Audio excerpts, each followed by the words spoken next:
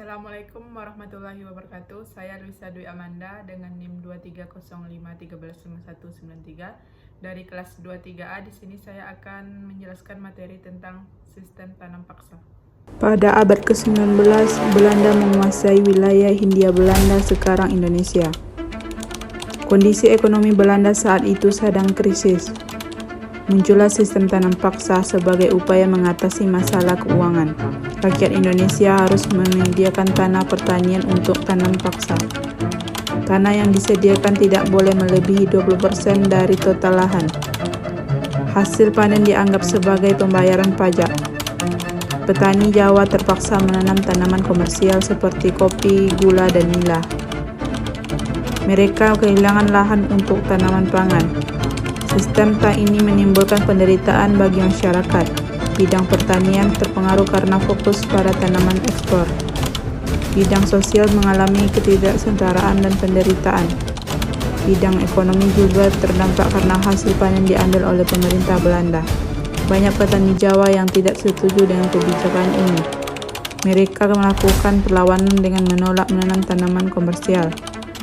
Setelah perlawanan dan tekanan dari berbagai pihak, Belanda menghapus sistem tanam paksa pada akhir abad ke-19. Sistem tanam paksa meninggalkan jejak sejarah yang kompleks di Indonesia. Dengan memahami masa lalu, kita dapat menghargai perjuangan masyarakat dalam menghadapi tantangan.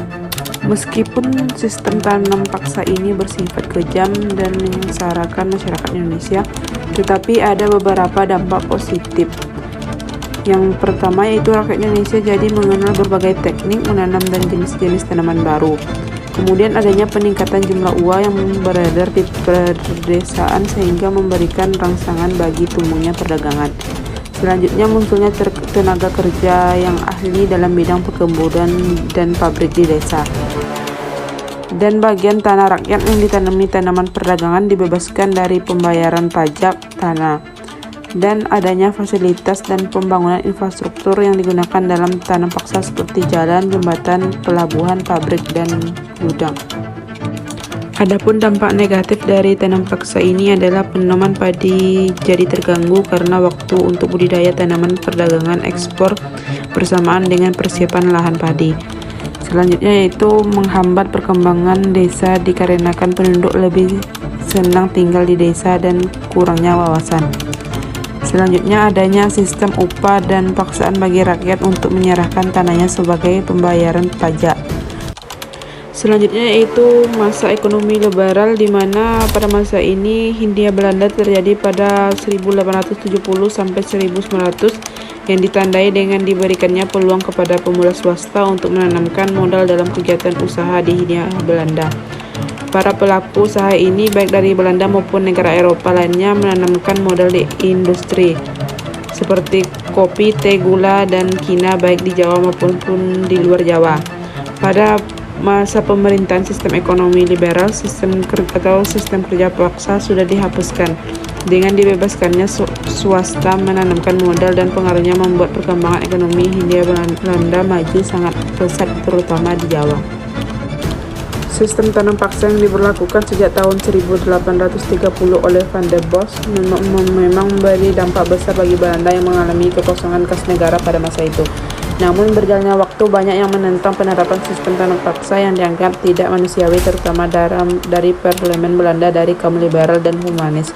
Keduanya mendesak kepada pemerintah Belanda untuk mengurangi peranan pemerintah dalam perekonomian wilayah jajahan. Desakan tersebut sebagai jawaban atas penindasan terhadap orang-orang Jawa dan Sunda. Meskipun ekonomi Hindia Belanda maju secara pesat, namun kondisi kesejahteraan rakyat Indonesia ternyata justru mundur. Hal ini dikarenakan semakin bertambahnya tekanan terhadap sumber-sumber bahan pangan. Tanah dengan kualitas terbaik ditanami tanaman industri, sedangkan tanaman pokok seperti padi ditanam di lahan yang tandus. Dihapuskannya tanam paksa tidak memberi perbaikan nasib kepada rakyat Indonesia, karena masih berlangsungnya pembayaran pajak tanah dan pajak lainnya kepada pemerintah kolonial. Dampak sistem ekonomi liberal yaitu berkembangnya sistem kapitalisme. Selanjutnya munculnya industri perkebunan seperti di Deli, Jember, Kedu, Klaten, dan Kediri. Dan munculnya praktek pertambangan di Sumatera Jawa, Kalimantan, dan Pulau Bangka. Berkembangnya infrastruktur seperti kereta api, jembatan, pabrik, dan lain-lain sebagai pendukung proses ekonomi, dan eksploitasi tanah besar-besaran di Hindia Belanda serta kelas menengah yang mendapatkan keuntungan yang besar dari pelaksanaan sistem ekonomi liberal.